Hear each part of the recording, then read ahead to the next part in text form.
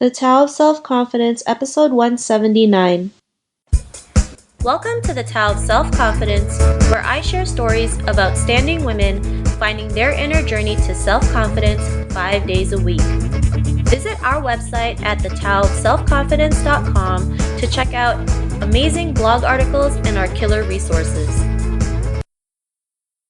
Well, hello, friend. Welcome to the Tao of Self-Confidence, where I share stories of amazing women who have discovered their inner journey to self-confidence. I'm your host today, Sheena Yap Chan, and today I have a phenomenal lady who's all the way from Switzerland. She is a women's tribe leader for the feminine space, and I'm just honored to have her on and share her story with us. So without further ado, I'm going to introduce you to Natasha Koo. Natasha, how are you today? Maybe you can fill in a little bit more about yourself to our listeners. So here I am, I'm Natasha, and I'm based in Zurich right now, but I was actually born in Hong Kong, ethnically Chinese, but I was raised in Canada. So for the past few years, I've been doing a lot of one-on-one work in terms of intuitive coaching and energy healing. But it was lately, especially at the end of last year, that I really got the motivation to reignite and empower women to live their feminine essence. So that's what I've been living and creating for the past few months. Pretty much a community and a space where women feel like they can put self-love first. So that's the mission I'm on right now. Awesome. Well, thanks for sharing that. And what would be your favorite self-confidence quote? My favorite quote would be, "There's no such thing as confidence.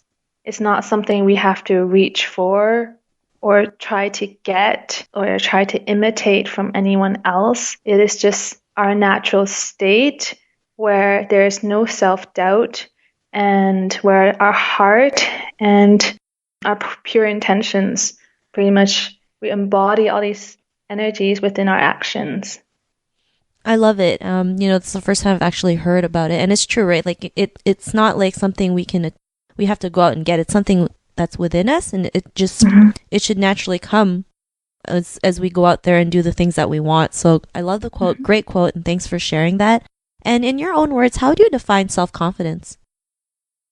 Self-confidence is in the absence of self-doubt.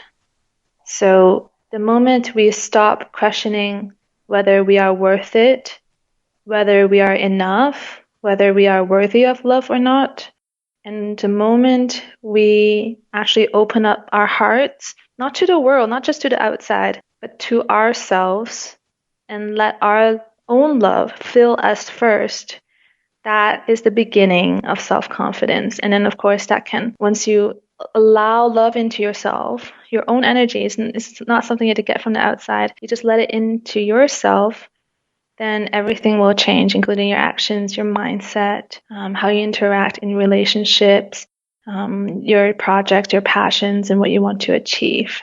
So that is how I see self-confidence. I love it, and it's a great definition. Especially with women, we always doubt ourselves. The media, gives us this certain picture of what the perfect woman should look like, and really, we're all beautiful in our own way, and we have to love ourselves first before we can attract anything that we want in our lives. Because if we can't love ourselves, how do we expect to get love from others, or how do we expect to have others come to us? So, I really love what you mentioned in on your definition of self-confidence. So thank you so much. And Natasha, what was your life like before your discovery of self-confidence? Oh, very, very interesting. A huge disconnect from my body. That would be one of the main things, one of the main blocks I see now, like looking back. And that formed because of growing up.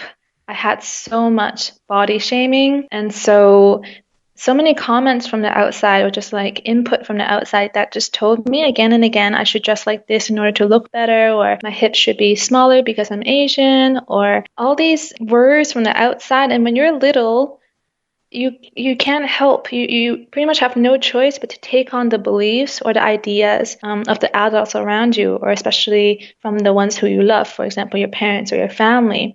And so I really adopted other people's impression of myself, their interpretation of what beauty is. And due to all these negative associations to my body, because that's what I experienced every time I feel into my body, that just reminded me of what people said to me. because that was my association to my body. So that meant it was a negative association. So in the end, that made me completely disconnect from my body. And how can you be in your own skin, comfortable in your own skin and confident if you're not even acknowledging or feeling or connecting with your own body?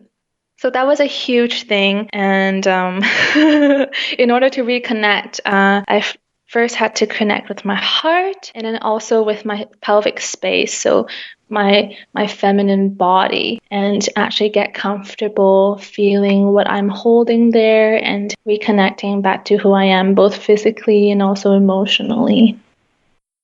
You know, it's crazy how, like, our, relatives, family, they tell us all these things on what we should look like versus what we want to look like, right? I mean, just because being Asian doesn't always mean you have to be like the thinnest person in the world. And there's nothing wrong with the body that you have now. And not a lot of people realize that your body's so connected to you, right? Mm-hmm. Like you said, you weren't too connected with it. And, it takes a lot of work to realize, your body and mind have to connect together to be the person that you are today, to be your authentic self, to live life to the fullest. So, what was that aha moment in your life when you realized, you are beautiful just the way you are? You don't have to get approval from anyone else. You knew inside that, you are beautiful, and you just, got more confidence out of that.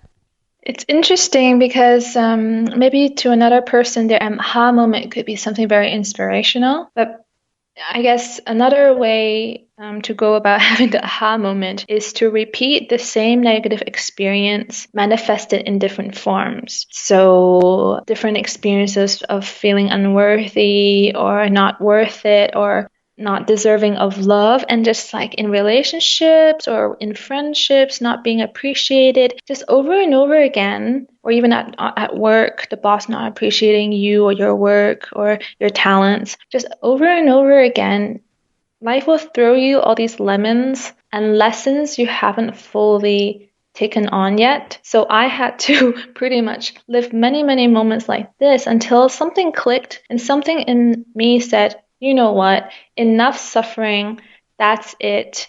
This is not the mindset which I want to have, and I'm ready to change it because I'm ready to end my own suffering and my own self-doubt and unworthiness. So I guess there was no particular moment, but there was just a accumulation of all these negative experiences that would pretty much, at the core, all the same, but happen with different people in different places at different moments of my life. And at some point, enough is enough. And so I encourage you, the listeners, to, you know what, suffering can end now. And you don't need to repeat the same experiences with whoever, maybe your partner, and you can actually change your mindset now. Thanks for sharing that. And, I love that you said, you can end your suffering now. Not too many people realize they can change things in an instant, right? They don't have to stay in that bubble or stay in the story they've been telling themselves all their lives. They can change it anytime they want if they choose to, and if they believe in themselves. So, after that, those little aha moments, what's your life been like now? Once you feel worth it, and once you feel like that truly you're a gift, and everything you do could be a gift to someone else, everything changes. There's so much power behind living your truth. And one way to describe it is like, before, I really felt like I was living someone else, so being someone who I'm not, really pushing, trying to meet everyone's expectations and pleasing everyone in order. I was under the impression that as long as I made the outside happy, I would be happy.